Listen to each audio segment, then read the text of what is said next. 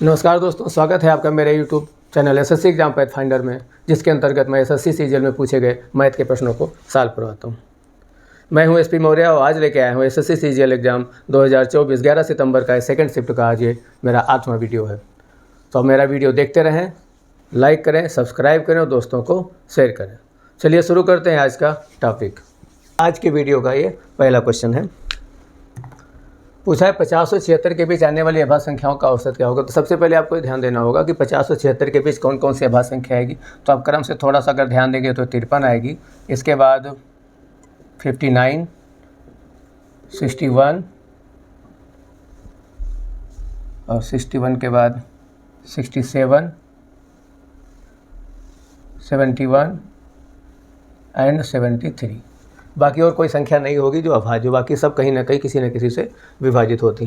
तो यहाँ पर सभी संख्याओं को टोटल करेंगे और उसका हम औसत निकालने की कितनी 6 संख्याएं तो 6 से भाग कर देंगे। 9 3 12 1 13, 13 7 20 1 21, 21 3 24 का 4, यहाँ से बचेगा 2, 5 5 10, 10 6 16, 16 6 22, 22 7 29, 29 7 36 और 2 38, यानी ये आ जाएगा 384 और संख्याएँ हैं 6। अगर इसको हम भाग देंगे तो इसका औसत आ जाएगा। तो 6 का इसमें 6 बार जाएगा, 6 6 36 2 24 और फिर 6 चौक 24। तो ये आपका हो जाएगा फर्स्ट आंसर।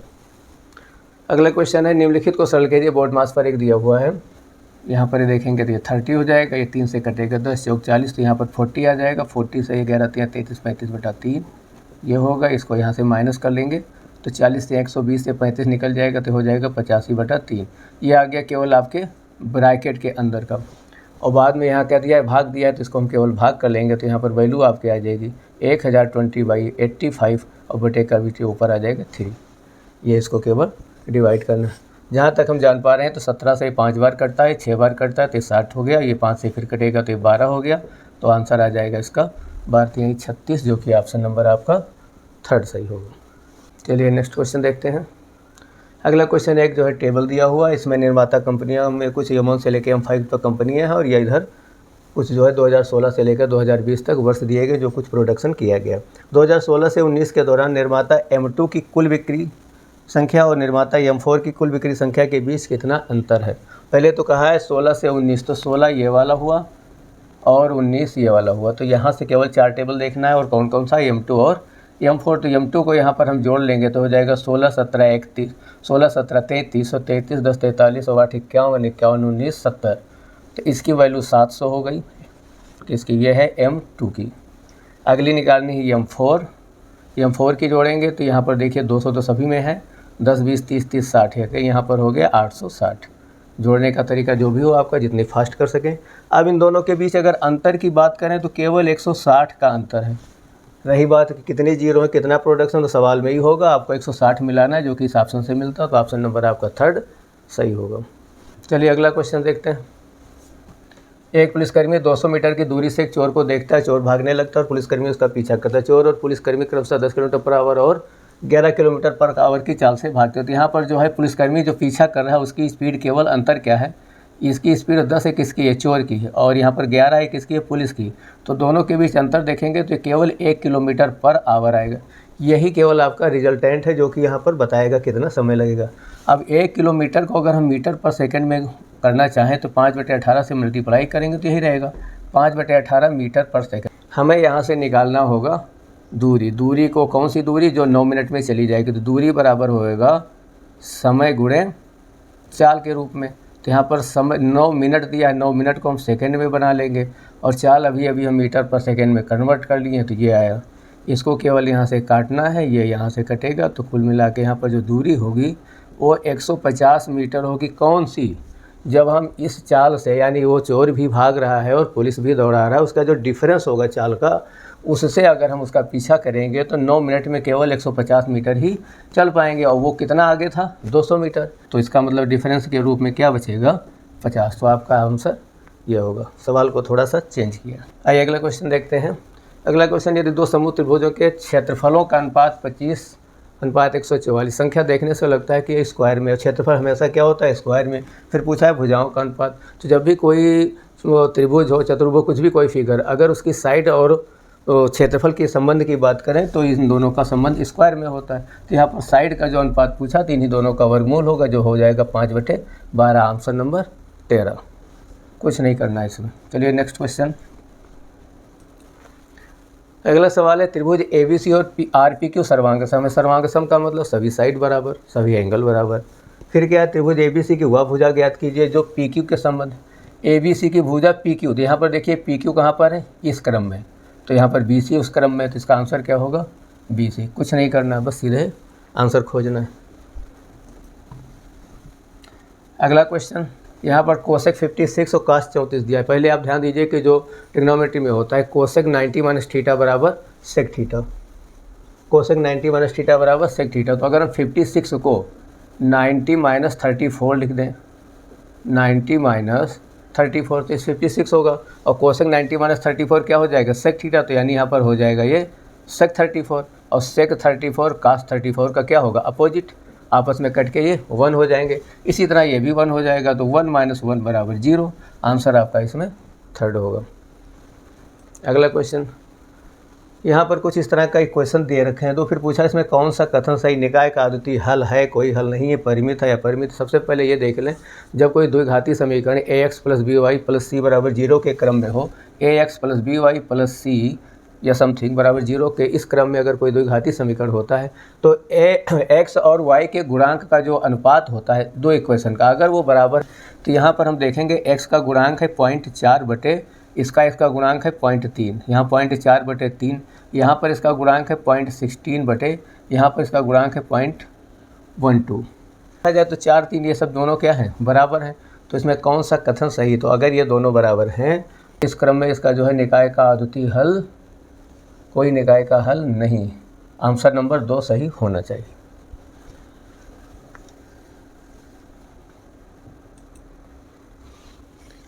एक त्रिभुज ABC में ABC 90 है तो साइन A बराबर 1/2। पहले आप यहाँ पर थोड़ा सा समझ लीजिए कि अगर ये ABC है और B 90 है, तो ये B हो गया, तो इसको हम A मान लेते हैं, इसको C मान ले, ये 90।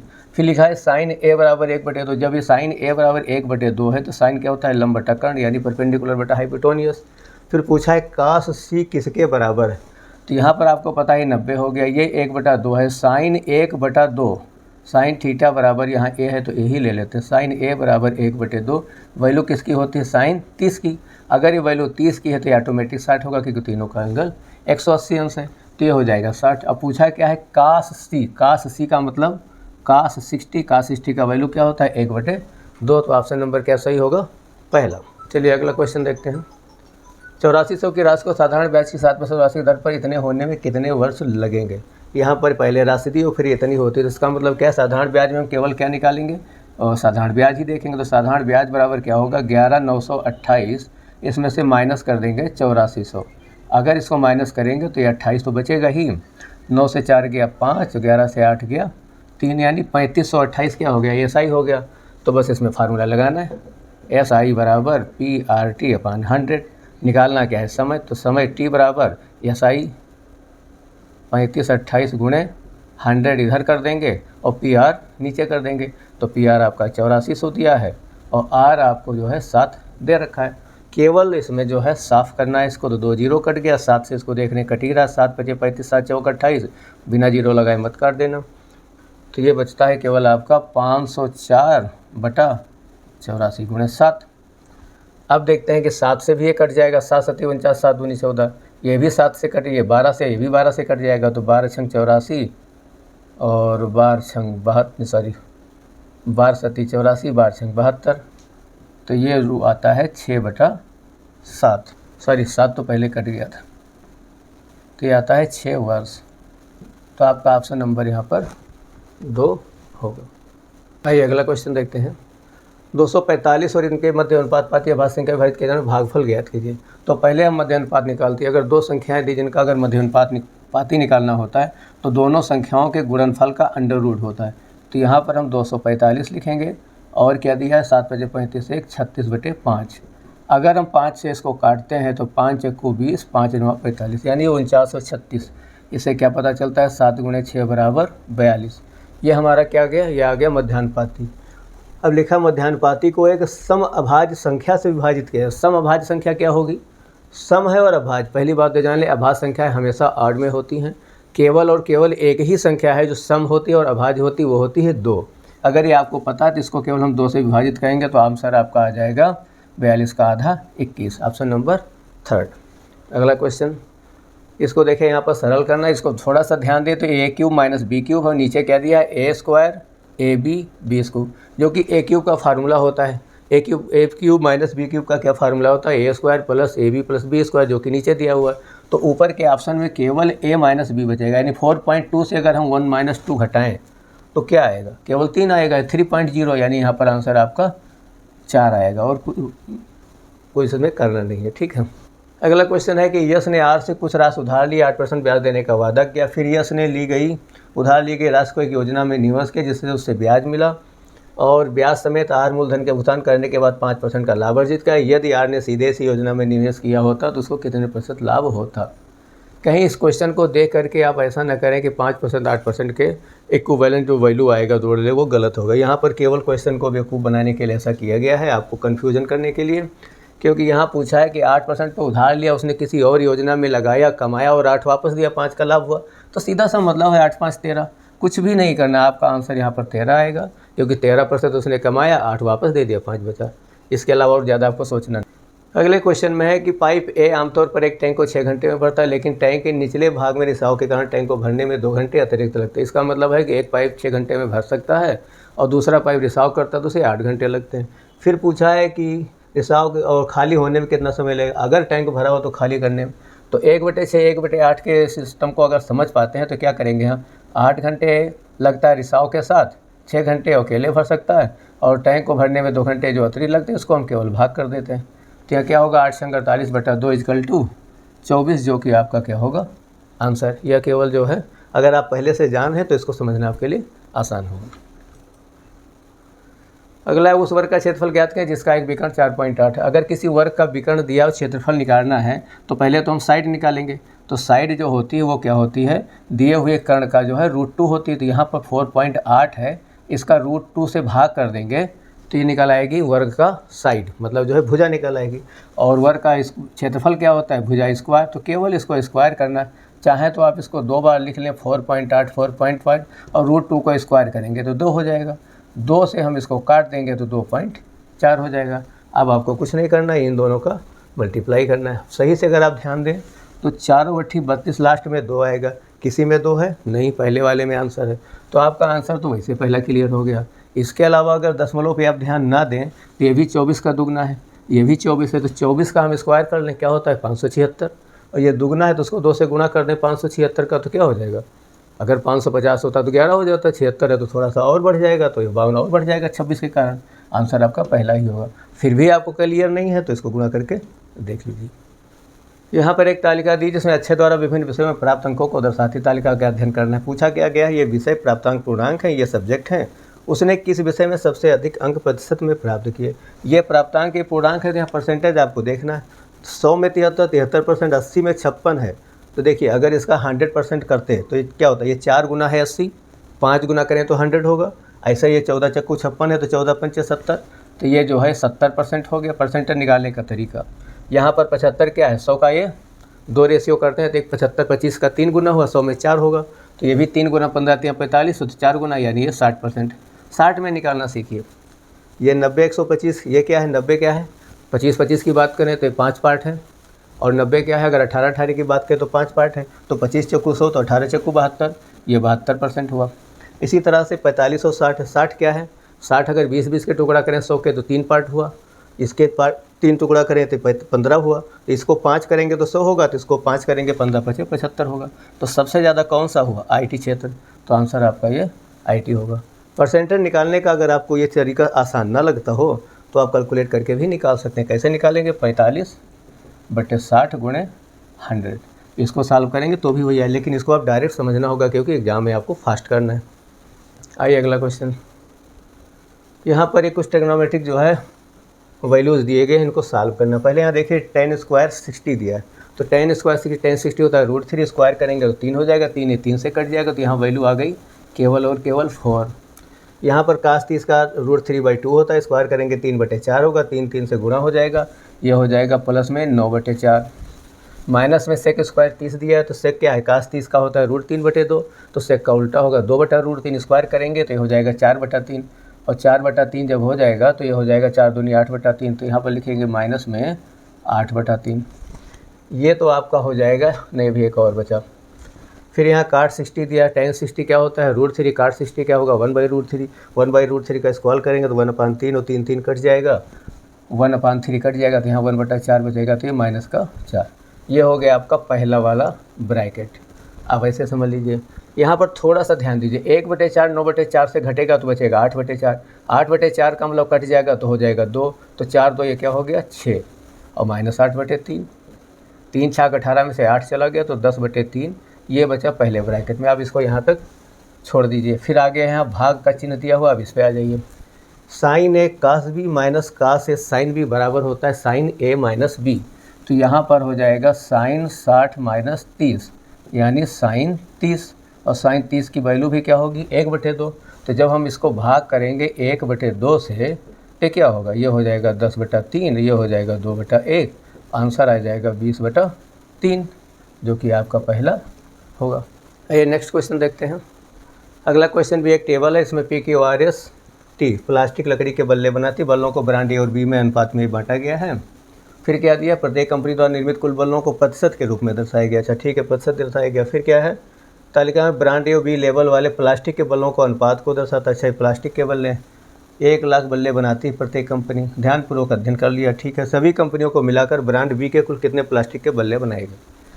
सभी कंपनियों को मिलाकर ब्रांड B के, पहले आप यहाँ ध्यान दीजिए, प्लास्टिक वर्ड लिखा हुआ है, ये ज़्यादातर आप जल्दी में फोकस नहीं ध्यान देंगे। यहाँ पर लकड़ी के बल्ले दिए, बस यही कन्फ्यूजन क्रिएट किया।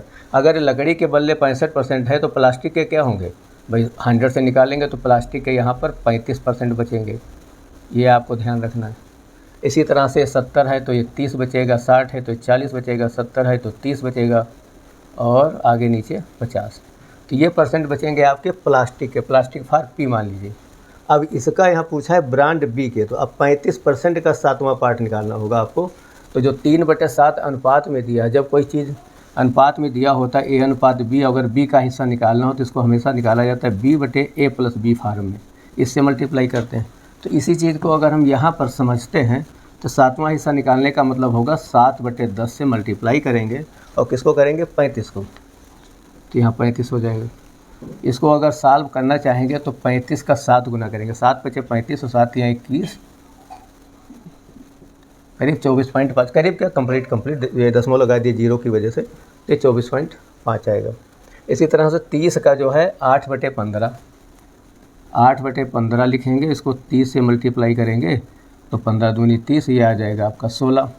फिर इसी तरह से 9 × 6 = 25 है, 40 का 6/25, 40 लिखेंगे, 6/25 करेंगे, तो यहाँ पर देखेंगे ये इसे कटेगा, नहीं कटेगा। 6 24 को 5 से काट देते हैं तो 5 × 25, 5 × 8 = 40, 8 × 6 = 48/5। अगर 48/5 है तो 48 को भी 5 से भाग देंगे तो 5 × 9 = 45 होगा, 3 6 बार जाएगा, तो ये 9.6 आ जाएगा। आपको इस तरह से कैलकुलेशन करना आना चाहिए।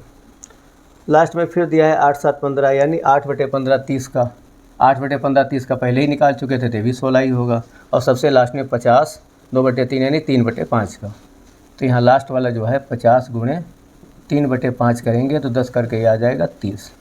तो ये वैल्यू आपकी B कंपनी की आ गई, और सभी को आपको करना होगा टोटल। पहले हम यहाँ पर जो है 24.5 है, 16 देख लेते हैं, और 9.6 ऐसे, फिर ये 16, फिर ये 30। अगर इन सबको टोटल करें 6 5 11 का 1 हो जाएगा, 6 4 10, 10 9 19, 1 20, 20 6 26 का 6 हो जाएगा, यहाँ दशमलव हो गया, और यहाँ पर 2 2 4 1 5 1 6 3 9, ये हो जाएगा, तो 96.1 आएगा। अगर दशमलव जीरो पे अगर आप कंफ्यूज ना हो तो आंसर आपका यही हो सकता है। चलिए आगे चलते हैं। एक कर्मचारी के वेतन में पहले 25% की वृद्धि की जाती, फिर 12% की कमी जाती, उसके वेतन में प्रतिशत परिवर्तन बताइए। अगर सपोज के लिए कर्मचारी का वेतन अगर 100 है, कितना है 100 मान लेते हैं, तो अगर 25% की वृद्धि की जाएगी तो 125 हो जाएगा। फिर 12% की कमी की जाएगी। 12% कमी का मतलब 88%, तो हम इसको सीधे 88% से मल्टीप्लाई कर देते हैं। ये तीर है, इसको और ना कुछ समझिएगा। अगर इसको हम मल्टीप्लाई करके 100 करें तो इसको खाली गुणा करना है। गुणा करने के लिए हम क्या करेंगे, या तो सीधे 88 से इसका गुणा कर सके तो ठीक है, नहीं तो इसको 25 गुणे 5 लिख दें और इसको हम 25 से कर दें। 25 8 200, 0 20 होता, 25 8 220, 220 हो गया, ये 2200। और बटे क्या है 100, 100 का 0 कट जाएगा, 22 पंचे 110 काटना आसान होगा, इसलिए मल्टीप्लाई इस तरह से करना सीखें तो आसान पड़ेगा। ये जो 110 आया और 100 क्या था, उसका क्रय मूल्य उसने हमने पहले माना था, तो 100 से कितना ज़्यादा बढ़ा, केवल 10%। ये आपका क्या होगा, बढ़ा है, वृद्धि, आंसर नंबर 2। ठीक। अगला क्वेश्चन, यहाँ बस केवल पूछा ही व्यंजक ये का मान के बराबर। अगर आप ध्यान से देखें तो ये एक प्रकार से ये a स्क्वायर है, ये प्लस b स्क्वायर है। अगर हम a मान लें 1.55, b मान लें 0.55 और आगे क्या दिया है, दोनों का गुणा ab। ये किसके फार्म में आता है, ये आता है a cube minus B cube बराबर a माइनस बी, एक ब्रैकेट में, दूसरे में आता है a square plus b square plus ab। इसका मतलब ये वाला तो वैल्यू दिया ही है, तो वहाँ पर वैल्यू जो बचेगा वो क्या बचेगा, वो बचेगा a cube minus B cube बटे a माइनस बी। अगर इसमें से a माइनस बी करेंगे तो केवल 1 आएगा। इसका मतलब केवल फार्मूला के रूप में आपका आंसर आएगा, सॉरी ये नहीं, a cube minus B cube, answer number 3। अगला क्वेश्चन, त्रिभुज PQR में यमनस क्रमशः भुजाओं ये के मध्य बिंदु है, यदि इनका क्षेत्रफल किसका, PQR का इतना है तो चतुर्भुज ये का क्षेत्रफल। यहाँ पर अगर आप थोड़ा सा ध्यान दें तो फिगर आपको एक बार बना ले तो आसान पड़ेगा। ये एक प्रकार का त्रिभुज है, त्रिभुज के बारे में कुछ नहीं बताया तो हम ऐसे मान के चलते हैं कैसे त्रिभुज होगा। ये P मान लेते हैं, इसको Q मान लेते हैं, इसको R मान लेते हैं, और फिर इनके मध्य बिंदु को अगर हम मिला दें, अगर हम मध्य बिंदु को मिला लेते हैं, दिखा है कि यम PQ का मध्य बिंदु यानी क्रम से यम NS, तो ये कुछ इस तरह से बन जाएगा। और एक बात ध्यान रखिए कि जब भी कोई त्रिभुज में इस तरह से मध्य बिंदु मिला करके जब तीसरा अगला चतुर्भुज एक बनता है, त्रिभुज छोटा सा, वो त्रिभुज इस पूरे त्रिभुज को जो है 4 पार्टों में बांट देता है। तो सभी के क्षेत्रफल बराबर होते हैं, 1 2 3 और 4, ये जो है सब चारों बन जाते हैं बराबर के, और चारों के क्षेत्रफल बराबर होंगे। होल क्षेत्रफल यहाँ 46 सेंटीमीटर स्क्वायर दिया है। अब पूछा है MNRQ, ध्यान दीजिए MNRQ, कहीं n को गलत तो नहीं रख दिया, यम n है PR, n है PR, सॉरी इसको हम यहाँ कर देते हैं क्योंकि क्वेश्चन का क्रम थोड़ा गड़बड़ा रहा था। m है PR, MLS, ये हाँ। तो अब जो पूछा है MNRQ, क्योंकि चतुर्भुज बोला था, MNRQ यानी ये तीनों पूछा है, तो ये 3 क्षेत्रफल हो गए और ये चौथा हो गया। तो ये चारों का ये दिया है, तो 4 का दिया, 3 निकालना, सीधे क्या करेंगे 3/4 गुणे 46, इसको अगर काटेंगे 23 आएगा, इसको 2 आएगा, 23 69/2। हम ऐसे कह सकते हैं 69/2 जो होगा क्या होगा 34.5। आप भाग कर लीजिए, आंसर नंबर 4 होगा। दोस्तों अगर आप तैयारी कर रहे हैं तो आपको इस तरह से फास्ट करना होगा क्योंकि एग्ज़ाम में ज़्यादा समय नहीं होता। हमने जहाँ तक कोशिश की कि बताने का पूरा प्रयास कर रहे हैं, लेकिन आज फार्मूले लिख कम रहे क्योंकि आपको समय कम देना है। एक बल्ले का क्रय मूल्य उसके अंकित मूल्य का 75% है। 15% की छूट देने के बाद लाभ प्रतिशत की गणना कीजिए। अंकित मूल्य का 75%, तो अगर हम अंकित मूल्य ही इसका 100 मान लेते हैं तो उसका 75% है, तो क्या है ये 75% क्या हो गया, एक बल्ले का क्रय मूल्य, तो अंकित मूल्य 100, रियल में 75% तो उसका है ही। फिर 15% की छूट देते, अगर 100 में 15% की छूट दी तो इसका मतलब 85 का बेचा, तो 75 का क्रय मूल्य था, 85 का बेचा, फ़ायदा कितना हुआ 10 का, किसरे के सापेक्ष 75 के सापेक्ष, परसेंटेज क्या हुआ 100 से मल्टीप्लाई, बस ये 25 तियाँ होगा, ये 25 चक्कू होगा। आंसर क्या आएगा 40/3। 40/3 आपको पता है 13 तियाँ 39, ये थर्ड वाला आंसर होगा। आइए अगला क्वेश्चन देखते हैं। यहाँ पर एक बार ग्राफ दिया गया है और ये कुछ मंथ वगैरह के बारे में बता रखा है। फिर है अक्टूबर से दिसंबर के दौरान, यानी ये तीनों एक समान वृद्धि दर थी जिसका औसत है। अच्छा, यहाँ पर औसत निकालना और वृद्धि दर एक समान जो भी है, तो पहले तो हम इनके बीच डिफरेंस निकालेंगे तभी तो पता चलेगा। ये दिखा है 20 49 33, दिख नहीं रहा होगा इसलिए हम यहाँ पर लिख देते हैं। 20 49 33 नवंबर का है और 200 189 ये अक्टूबर का। अगर इनके बीच हम डिफरेंस निकालेंगे 13 से 9 जाएगा 4, 12 से 8 जाएगा 4, 8 से 1 जाएगा 7, 4 यहाँ पर ये 4744 बचा किसका, अक्टूबर नवंबर के बीच डिफरेंस। एक दूसरा फिर दिया है दिसंबर वाला 211,885 और ये 20, 49, 33, 20, 49, 33, ये आपको करना पड़ेगा। 5 से 3 गया 2, 8 से 3 गया 5, 8 से 9, 9, 10 से 4, 6, बस 6592 ये बचेगा। यानी इसके बाद ये डिफरेंस ये बढ़ा, इसके बाद ये। अब यहाँ पर पूछा है औसत। औसत निकालने पहले हम इसके सापेक्ष इसका जो है प्रतिशत निकालेंगे, जो भी कहिए। तो हमें क्या करना होगा, पहले जो है ये दिया है 200-189 जो भी अक्टूबर का, तो अक्टूबर का जो ये वैल्यू था इसके प्रोडक्शन का, उसमें इतने की वृद्धि होती। तो कितने प्रतिशत वृद्धि होती अगर हमें निकालना हो तो 4744 बटा 20, 49, सॉरी 200-189 इसकी हमें वैल्यू फाइंड करनी होगी। गुणे में चाहें तो आप 100 लिख लीजिए ये। और एक दूसरी वैल्यू ये वाली फाइंड करनी होगी 59 बटा ये किसके सापेक्ष 20, 49, 33, ये आपको मल्टीप्लाई करके निकालना होगा। जब वो निकलेगा उसकी वैल्यू दोनों आपस में जोड़ के औसत निकालेंगे, तब आपका आंसर प्राप्त होगा।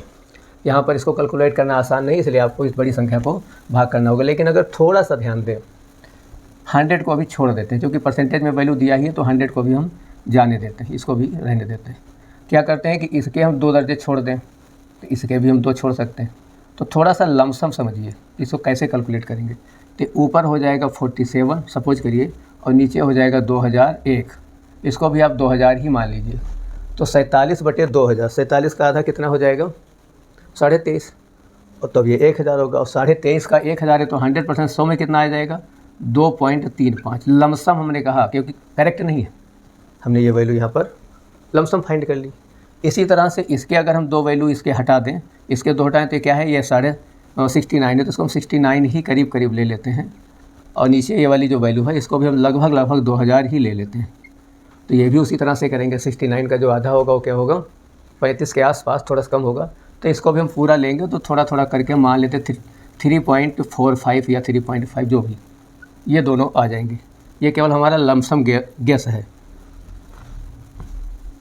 तो अब ये 2 वैल्यू आ गई, इसकी वाली ये आ गई, उसकी वाली ये आ गई। इन दोनों का अगर हमें जोड़ दें तो औसत निकालना है, तो दोनों को ऐड करते हैं।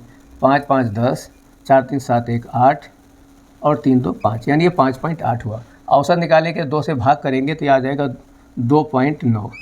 तो हो ना हो इसके आसपास वैल्यू हो, क्योंकि 2.9 इसमें आंसर है भी, तो हो ना हो यही आपका आंसर हो। आप अगर विधिवत निकालना चाह रहे हैं तो इसको आप कैलकुलेट करिए, लेकिन एग्जाम में ये किया नहीं जाता। एग्जाम में इसी तरह संभावित वैल्यू निकाल करके आप आंसर लगा सकते हैं। अगले सवाल है निम्नलिखित में से कौन सी संख्या 2 और 5 दोनों से विभाज्य। इसमें 2 और 5 दोनों से विभाज्य। 2 और 5 से क्या होगा, 5 की विभाज्यता के लिए 5 और 0 चाहिए, 2 की विभाज्यता के लिए 2 और 0 चाहिए। तो 2 और 0, 0 दोनों में, तो आपका ऑप्शन नंबर 3 होगा। ना तो ये 4 ये 5 से डिवाइड नहीं होगा, ये 5 से डिवाइड नहीं होगा, और ये 2 से डिवाइड नहीं होगा, तो इसलिए ऑप्शन नंबर 3 सही होगा। चलिए, तो ये रहा आज का हमारा वीडियो।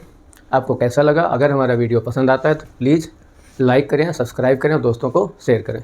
वीडियो को देखते रहें और कमेंट करें, जिससे कि हम और सुधार कर सकें। अपना ख्याल रखें। धन्यवाद। जय हिंद।